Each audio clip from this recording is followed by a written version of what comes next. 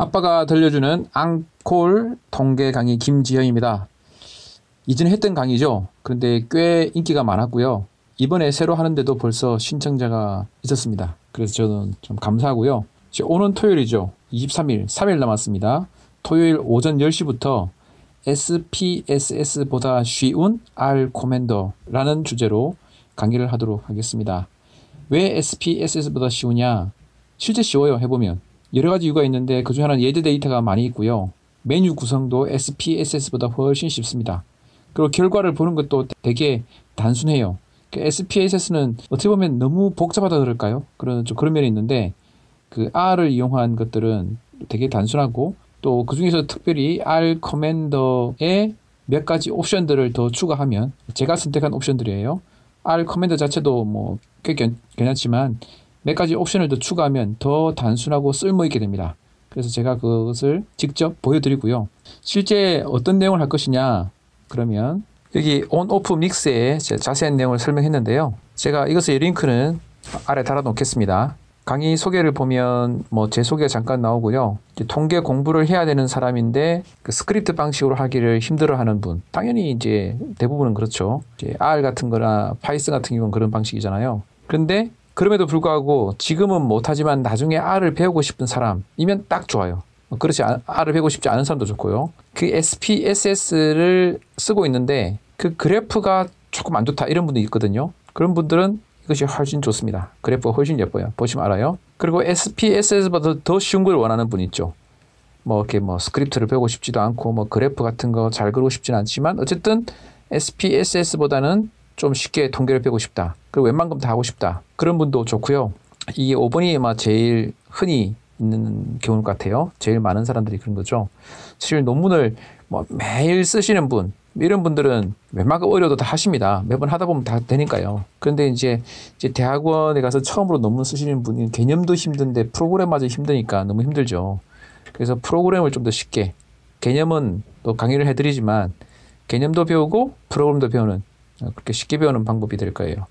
그리고 SPSS를 잘 다루는 강사인데도 불구하고 이 SPSS 만족을 못하는 경우가 이게 무료가 아니라는 거예요. 돈이 비싸죠. 그래서 강의를 하시는데 좀 무료 프로그램을 강의하고 싶다 이런 분도 있을 수 있잖아요. 그럼 저는 꼭 이걸 추천합니다. 왜냐하면 SPSS 나오는 웬만한 기능들이 다 될 뿐 아니라 무료니까요. 편하고. 그래서 강의하시는 분들도 참 아실 점이 많을 거예요. SPSS 강의를 계속하고 있는데 학생들이 계속 궁금해해. 계속 어려워해. 똑같은 강의를 계속한다. 이거 참 힘든 일이잖아요. 네, 그런 것들, 그런 면에서 이것은 훨씬 편리하다고 생각됩니다. 그래서 뭐 엑셀도 다뤄본 적이 없다. 이러면 사실 좀 따라오기 힘들죠. 왜냐하면 이제 데이터를 기본으로 어느 정도는 다뤄야 되니까. 뭐 데이터가 싫고 뭐 배우는 것 자체를 싫어하는 분, 이런 분들은 이 강의 별로 적지 않습니다. 당연히 배우고 싶어하는 열정이 있어야겠죠. 준비할 거는 뭐 이런 겁니다. 노트북을 펴고 R까지는 설치를 해오시면 좋아요. R. 그 다음부터는 제가 도와드립니다. R은 여러분들이 많이 이제 설치를 해보셨으니까, 아니, 설치를 해보지 않더라도 인터넷 찾아보면 금방 알 수 있어요. R 설치하는 거. R 커맨드가 아닙니다. R 커맨드가 아니고 R만 설치하면 됩니다. 그리고 R 스튜디오를 설치할 필요도 없어요. R 스튜디오 설치하는 거 필요 없습니다. 그러니까 R만 설치하는 거는 쉽게 할 수 있거든요. 그냥 다운로드 받고. 그 다음에 R 자체가 익숙지 않은 분도 좋습니다. 오히려 익숙지 않은 분이 더 편해요. 그리고 SPSS보다 쉬운 R 커맨드 강의와 같은 제목의 책이 한나라 출판사에 있습니다. 책이 없어도 수강 가능합니다. 책이 있으면 좀 더 낫겠죠. 그리고 강의는 녹화 후에 편집해서 복습할 수 있도록 할 것입니다. 예정이에요. 근데 이게 가끔은 녹화가 안 되는 불의의 상황이 생길 수 있더라고요. 이거까지 제가 어떻게 할 수는 없을 것 같아요. 그러니까 준비를 하긴 하겠지만. 자, 그 다음에 이 다음이 이제 목차인데요. 보시면 여러분들이 대부분 필요한 것들이 다 나와 있습니다. 뭐 T-테스트, 아노바, 투웨이 아노바, 앙코바, 그 노멜티 테스트, 그리고 윌콕슨 랭크섬 테스트, 뭐 크루스칼 왈리스 이런 것들 뭐 이름만 들어보셨던 분도 있고 뭐 아시면 좋고 몰라도 상관없습니다. 같이 배우면 되니까요. 베터 플롯으로 되어 있는데 이게 이제 어떻게 하면 그림을 더 예쁘게 그리는가. 기본적인 플롯도 배우고 좀 더 예쁜 플롯도 배우고 해서 단계적으로 싹 배우면 이 그림에 대해서도 이렇게 그릴 수 있구나. 예쁘게 그린다는 게 뭔가, 데이터에 맞게 그린다는 게 뭔가를 알게 될 거예요. 이 사실 어떤 분들은 굳이 지금 있는 그 그래프보다 더 좋은 그래프가 필요한지도 잘 모르실 분도 있어요. 왜냐면 그걸 잘 본 적이 없으니까.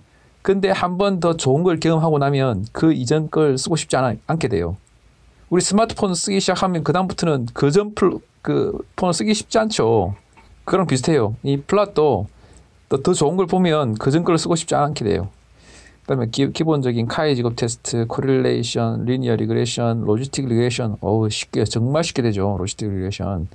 그리고 카플란마의 커브와 로그랭크 테스트가 진짜 그림이 예뻐요. 로그랭크 트렌드 테스트, 뭐 콕스 리그레션, 그 ROC도 그림 예쁘게 나오고요. 그다음에 뭐 당연히 ROC 비교하는 것도 되죠. 그다음에 민감도 특이도와 관련된 거, 이건 진단과 관련된 거고요. 이런 것들이 쭉 있습니다.